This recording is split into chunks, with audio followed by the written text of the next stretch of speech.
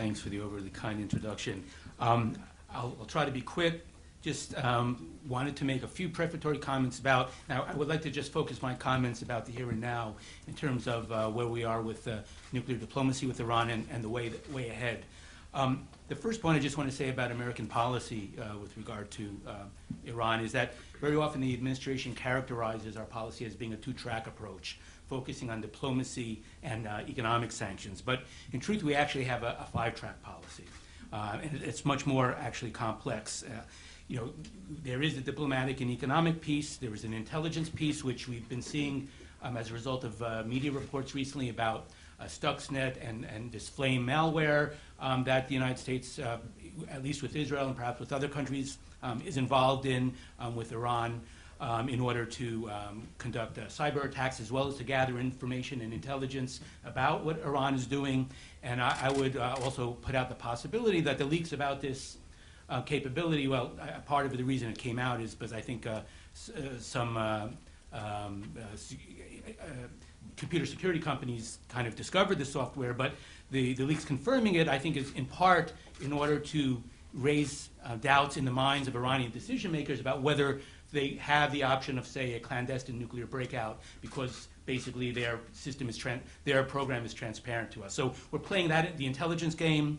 There's also a military component, and I'm going to talk a little bit more about this in a few minutes. But basically, it consists of strengthening the military capabilities of our allies in the region, strengthening and filling gaps in terms of our own military capabilities in the region, as well as setting down red lines for the use of U.S. military force against Iran. And then finally, there's information activities, which are mainly focused on trying to facilitate the exchange of information among Iranian oppositionists and between Iranians inside and outside the country, and helping Iranians deal with things like firewalls that are being set up by the government and the like. In addition, the policy where we are right now is the product of a very complex choreography involving many, many actors, not just our Atlantic Alliance partners and the Europeans, but you have the P5+1 engaged in negotiations also involves the Chinese and the Russians now, and the fact that we are actually negotiating as a unified party is a major accomplishment for those of you who could remember in the 90s when even the Europeans were often, you looked at American policy towards Iran with acrimony. And they've moved a lot closer to us, and in some ways we've also moved closer to them in terms of bottom lines of what we're probably willing to accept in Iran. And even the Russians and the Chinese are on board to agree that they've never been involved on board in the past. The sanctions that the administration is imposing today and other sanctions we've seen has come about at least in part due to congressional pressure and also in response to Israeli threats of preventive action, which has moved the U.S. government and some of our European allies to impose sanctions that they probably would not have imposed otherwise. And our ability to impose some of these sanctions on Iran's oil sales is also due to the fact that the Saudis apparently are increasing oil exports and using their excess production capabilities. So you've got many actors influencing things in many different ways to get us where we are right now. But my fear is that even with the additional sanctions that are being imposed today and in the coming days, and keep in mind that a lot of the impact of the sanctions has already been felt in the coming months, that oil buyers have been adjusting their purchases in the months running up to the imposition of these sanctions. So we've already seen a lot of the impact is already kind of being felt by Iran. I'm not sure this will prove enough in order to cause Iran to adopt a more flexible position in negotiations. And so I have a few ideas in terms of things we could be doing in the military arena, using the military instrument to further ratchet up pressure on Iran, with the caveat being that even at the end of the day, after doing these, we have to recognize the possibility that this may not be enough, and we may not be able to achieve a diplomatic deal with Iran with regard to its nuclear program. Now, I mentioned there were several things that we're doing, strengthening partnerships with our allies. We have this Gulf Security Dialogue that the administration has been conducting with our partners, and the planned sales of tens of billions of dollars of arms, mainly to Saudi Arabia and the UAE, but to some other countries, involve strike aircraft, attack helicopters, missile defense systems and the like. The problem, from my point of view, what the administration is trying to accomplish by this is convincing Tehran that continuing with its nuclear program will diminish and not enhance its security because we're selling all these arms to the Gulf allies that are energized or deeply concerned by Iran's nuclear program. The problem is, the way that Tehran looks at the Gulf allies is this, is that they see the Arab Spring as being actually a manifestation of an Islamic awakening. And I think if you accept their propaganda at face value, and I think there probably are a number of decision makers who actually believe this, that the days of the Gulf monarchies are numbered, and just like the Shah's military eventually was inherited by a revolutionary Islamic republic, all these arms that we're selling to our Arab Gulf allies will be inherited by revolutionary regimes, and therefore they're not really cowed or intimidated by the sales of these arms. Again, they're saying that they believe that eventually these regimes, the monarchies, will be swept aside.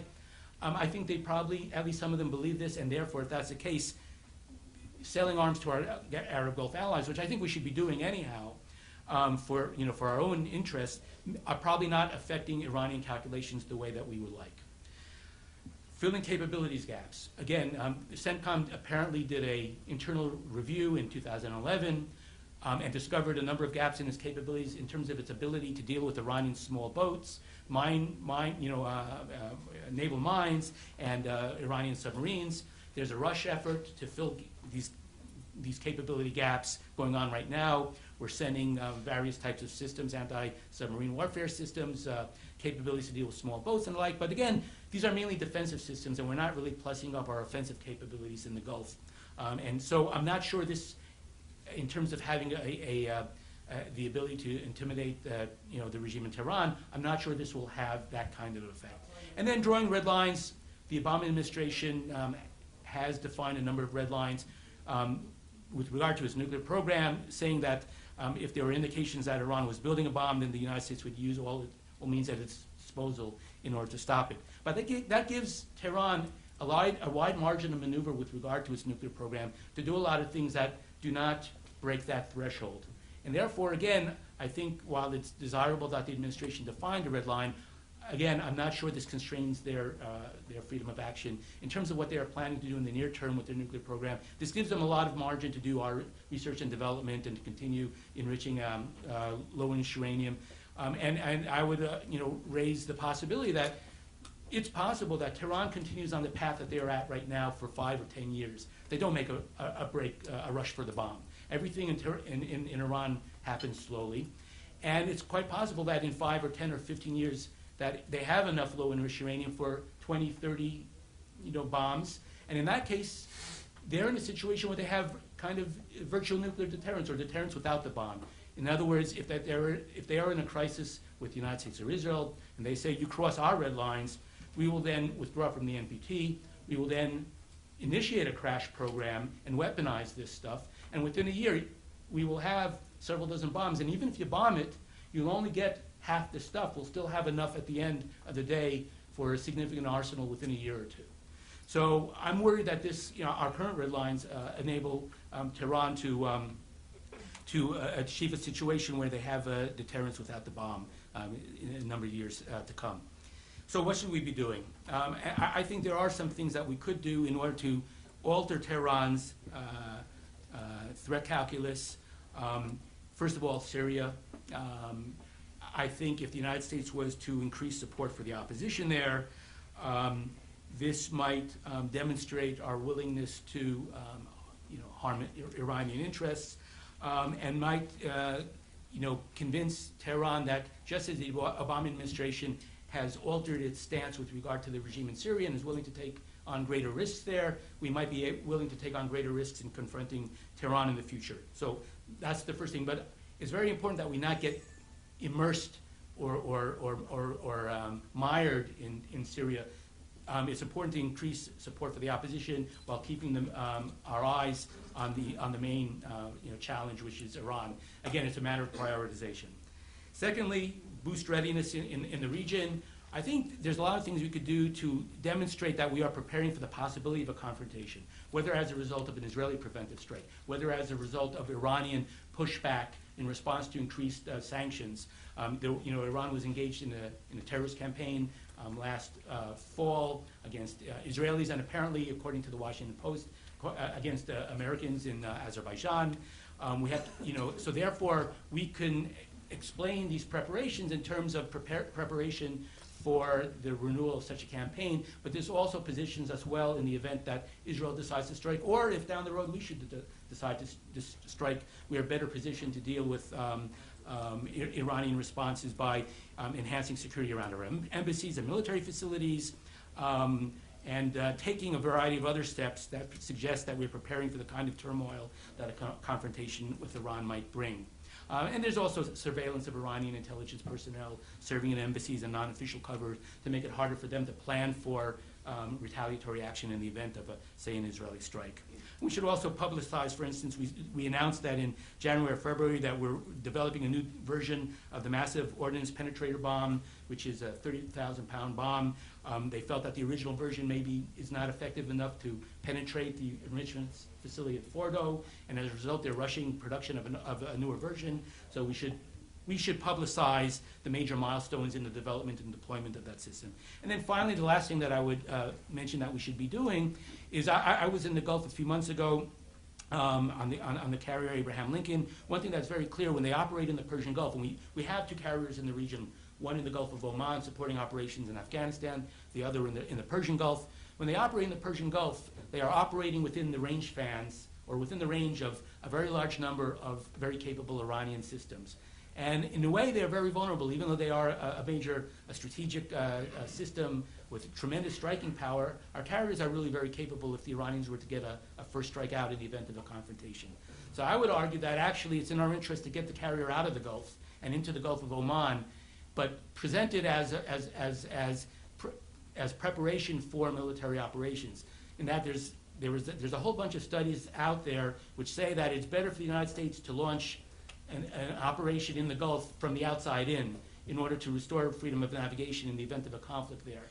And that if we present the moving of the carrier to the Gulf of Oman, it'll deny the Iranians a strategic prize. It'll remove from them this confidence that they have that they can inflict significant harm on the U.S. in the event of a confrontation, and will put it in a position where it's better able to initiate operations in the event of a confrontation. I would make it analogous to kind of cocking the hammer on a pistol. It's kind of, again, the last thing you need to do before you launch. And again, hopefully, the net effect of all these actions will be to increase further the psychological pressure on the regime in Tehran, and hopefully the net effect of both the sanctions, increased psychological pressure created by these military moves, as well as the belief that maybe they don't have an option for a breakout because of all these cyber weapons that we're using, that we would know if they tried to break out secretly and tried to build a bomb secretly. The only option they would have, hopefully, is diplomatic, dealing with the P5+1 diplomatically and solving this problem diplomatically. Again, I'm not optimistic, but I think we have to do what we can in order to get the last bit of leverage available in order to ensure that we've done everything we can to deal with this problem peacefully. Thank you very much.